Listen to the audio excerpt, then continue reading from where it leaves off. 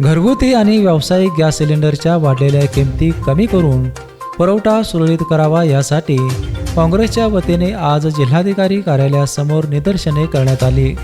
महागाईने सर्वसामान्य जनतेचे जगणे कठीण झाले असताना मोदी सरकारने LPG गॅसच्या किमती वाढवून पटाने लूट करत आहे।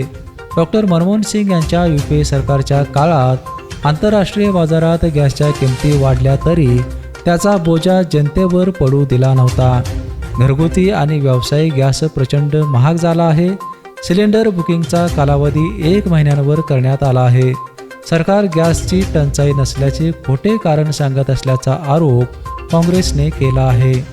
सरकारने वाढवलेल्या गॅसच्या किमती तात्काळ कमी करून पुरवठा सुरळीत करण्याची मागणी करण्यात आली आहे। यावेळी शहराध्यक्ष सचिन चव्हाण यांच्यासह नगरसेवक पदाधिकारी उपस्थित होते।